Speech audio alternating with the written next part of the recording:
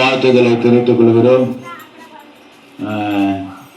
எல்லாரும் பார்க்கறதுல இருக்கிற சந்தோஷத்தை காட்டிலும் சொந்தக்காரங்களை பார்த்தா ரொம்ப சந்தோஷமா இருக்கும். ஒரு குடும்பத்துல சொந்தக்காரனை பார்த்தா ஏண்டா வந்தா அப்படின்னு ஒரு துக்கம் இருக்கும். எல்லா இடத்துலயும் ஏதாவது ஒரு காரியத்துல ஜனங்க சந்தோஷப்படக்கூடிய காரியமும் இருக்குது, சஞ்சலப்படக்கூடிய காரியமும் இருக்கிறது. இது எல்லாத்தையுமே ஒன்னா பார்க்க முடியாது. எதையுமே அதை தனியா பார்க்கணும், இதை தனியா பார்க்கணும். நான் சொல்ற தேவனுடைய வார்த்தை சஞ்சலப்படுறவனையும் சந்தோஷப்படுத்தும், சந்தோஷப்படுகிறவனையும் இன்னும் சந்தோஷப்படுத்தும். அப்படி ஒரு வார்த்தையை சொல்லதான் இன்னைக்கு நாங்க வந்திருக்கோம். நீங்க பாப்பீங்கன்னா வேதத்துல ஒருத்தர் எல்லாத்தையும் இழந்துட்டு ஏசு கிட்ட ஓடி வரான். ஏசு அவனை பாக்குறாரு.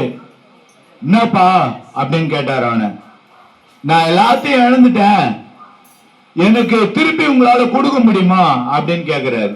அப்ப அது கொடுக்கறதுக்கு தான் அந்த உலகத்துல நான் வந்திருக்கிறேன் அப்படின்னு. அது எப்படி நீங்க கொடுக்க முடியும் அப்படின்னு அவன் கேட்டான்.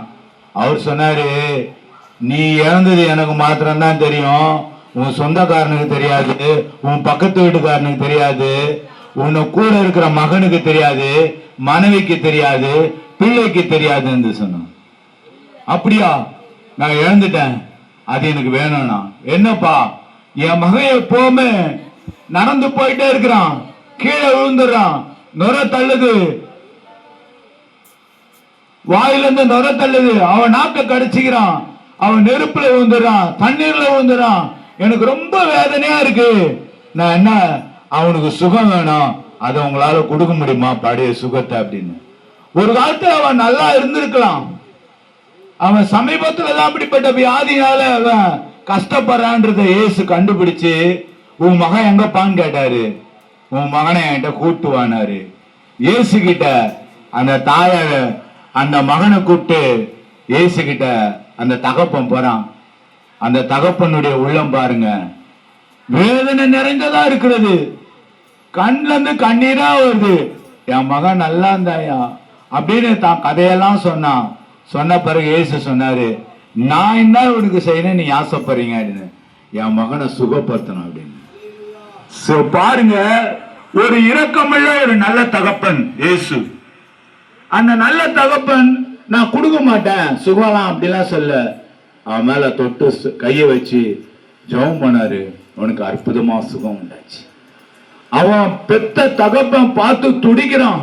ஐயோ, என் மகனை பழையபடி நான் பாப்பேனா, என் வாழ்க்கையில அப்படியே என் வாழ்க்கை போயிடுமா, இல்ல ஒருவேளை இவன் இறந்துருவானா, ஒருவேளை நான் பார்க்கிறேன், நான் துக்கத்துல வேதனையில இருக்கிற நான் மறித்து விடுவானாங்கிற ஒரு வேதனை அவளுக்குள்ள நீங்கிச்சு. அதான், அம்மா, அப்பா, என் சகோதரனே, என் சகோதரியே, நீ யாரா இருந்தாலும் சரி, ஏதோ ஒண்ணு இழந்துட்டு நீ தேடிட்டு இருக்கலாம். அது கிடைக்குமா, கிடைக்காதா, எப்ப கிடைக்கும், அது யாரு கொடுக்க முடியும் அப்படின்னு கூட நீ கவலைப்பட்டு கொண்டிருக்கலாம். நான் சொல்ற இயேசு கிட்ட வந்தா நீ இழந்ததை தேடி கொத்து வாழ வைக்க அவரால முடியும். அவரால் எப்படி முடியும்? அதுக்காக தான் இந்த உலகத்துல அவர் வந்தாரு. பாருங்க, 2000 வருடங்களுக்கு முன்பு மனித அவதாரம் எடுத்து இந்த பூமிக்கு வந்தார். அருமையான காலம் சென்ற கண்ணதாசன் ஒரு பாட்டு எழுதினார். மனிதன் கடவுளாக பிறக்க வேண்டும், அவன் அன்பு செலுத்தி வேதனையை அனுபவிக்க வேண்டும் என்று. யார் மேல?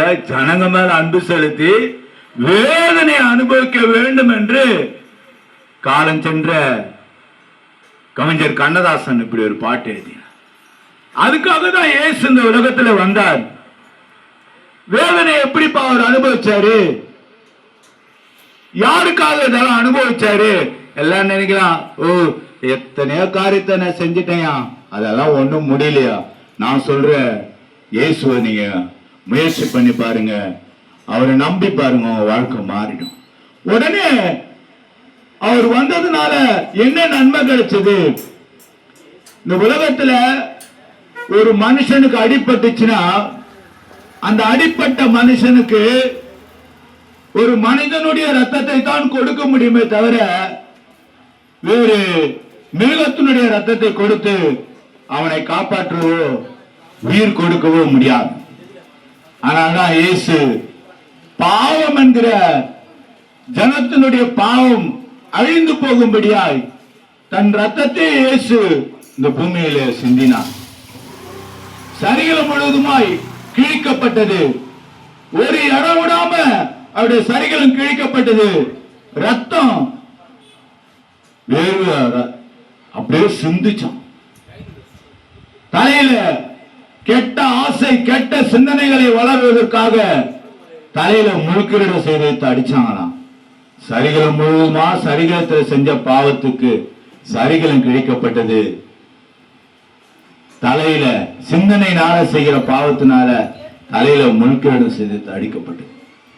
இயேசுவ கல்வாரி சிலுவைய சுமக்கும்படி ஒரு பெரிய சிலுவையை உண்டாக்கி இயேசுவை சுமக்கும்படி கொண்டு போறாங்க. அவரு சிலுவையில அரைஞ்சாங்க. இயேசு மரித்தார், மூன்றாம் நாள் கூட உயிரோடு கூட எழுந்தார்.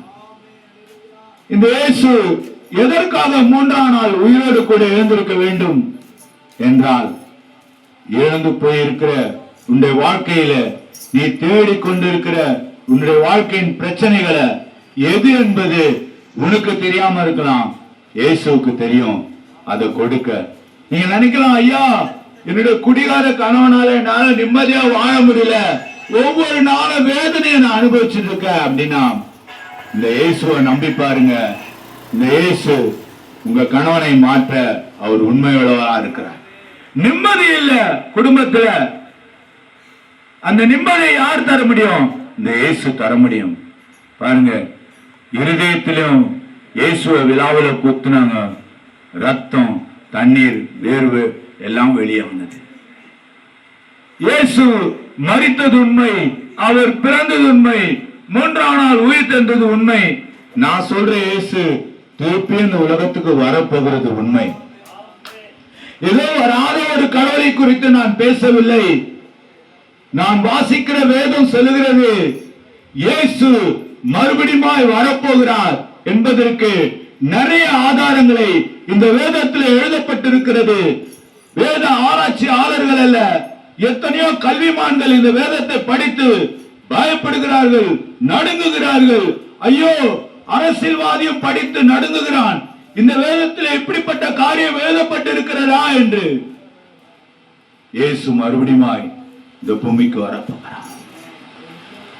அதனாலதான் இயேசு சொன்னார், அப்பா நீ எல்லாத்தையும் பார்க்காத, பக்கத்து வீட்டை பார்க்காத, எதிர் வீட்டுல இருக்கிறவங்களை பார்க்காத, ஒன்னே ஒண்ணு பாரு, நல்லது செய்யறவனை பாரு, அன்பு காட்டுறவனை பாரு அப்படின்னு சொன்னாரு. இந்த இயேசு மறுபடியும் வரப்போகிறார். நீ இழந்ததெல்லாம் தேடி கொடுத்து உன்னை சந்தோஷமா இந்த பூமியில ஒரு நாளாவது உன்னை வாழ வைக்கணும்ல, அதுக்காகவே இழந்ததெல்லாம் கொடுத்து உன்னை வாழ வைத்து இந்த பூமியில உன்னை அழகு பார்த்த பிறகு தம்மோடு கூட அழைத்து கொண்டு போக.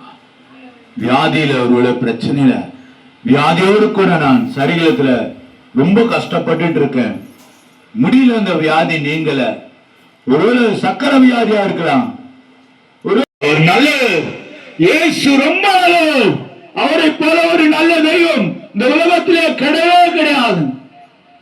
அவர் ரொம்ப நல்ல தெய்வம். நீங்களும் அந்த தெய்வத்தை நம்பி பாருங்க. நான் நம்பி பார்த்தேன், ஆசீர்வாதத்தை பெற்றுக்கொண்டேன். இயேசு என்னை ஆசீர்வதித்து ஒரு ஊழியக்காரனா என்னை மாற்றி இருக்கிறார். அந்த இயேசு உங்களுடைய வாழ்க்கையை மாற்றி அவரால் அற்புதமான காரியங்களை செய்ய முடியும். உங்களுக்காக நான் ஜெபிக்கிறேன். இந்த சத்தத்தை கேட்டு ஒலிபெருக்கையில கேட்டு இருக்கிற இதுவரை நான் குடிக்கிற பழக்கத்திலிருந்து எனக்கு விடுதலே கிடைக்கல, என்னுடைய புகைப்பிடிக்கிற பழக்கத்திலிருந்து விடுதலை கிடைக்கல, மற்றபடி தீய பழக்கமான போதை வஸ்துக்கள் எனக்கு விடுதலை கிடைக்கல, வறுமையில தரித்திரத்துல வாழ்ந்து கொண்டிருக்கிறேன், நிம்மதி இல்ல, எப்போது எங்க வீட்டுல கண்ணீரோடு தான் நாங்க இருக்கிறோம். அந்த கண்ணீரெல்லாம் மாற்ற முடியுமா? இந்த இயேசு மாற்றுவதற்கு உண்மை உள்ளவர். உங்களுக்காக ஜெபிக்கிறேன். எங்களை அதிகமாய் நேசிக்கிற நல்ல தகப்பனே, இந்த நாளுக்காக சோத்திரப்பா. இந்த ஒலிபெருக்கு மூலமா கேட்ட ஒவ்வொரு உள்ளங்களோடு கூட நீர் பேசுவீராக. அவங்களோடு கூட இயேசுவே, இதுவரையிலே நான் எத்தனையோ பேரை அழைத்தேன், அவங்களாம் என்னுடைய இருதயத்துக்கு வரல. இன்னைக்கு இயேசுவை பார்த்து அழைக்கிறேன். இயேசுவே, என்னுடைய குடிக்கிற பழக்கத்துல இருந்து விடுதலை தாங்க, போதை வஸ்துகள் இந்த பழக்கத்துல விடுதலை தாங்க. இயேசுவே, உள்ளத்துக்குள்ள வாரம் என்று கேட்கிற ஒவ்வொரு உள்ளங்களோடு கூட நீர் வருவீராக. அவருடைய பாவங்களை மன்னிப்பீராக. உம்முடைய பரிசுத்த ரத்தத்தினாலே கழுவீராக. இயேசு கிறிஸ்துவே ரத்தம் இல்லாமல் பாவ மன்னிப்பு இந்த உலகத்தில் ஒருத்தராலும் கொடுக்க முடியாது. அவர் கொடுக்க உண்மையுள்ளவரா இருக்கிறார். வந்து வாழ்க்கையை மாத்தி இதே சமுதாயத்துல வாழ வைத்து அழகு பார்க்கும்படியா ஜெபிக்கிறப்பா. உம்முடைய கரத்தில் அர்ப்பணிக்கிறேன்.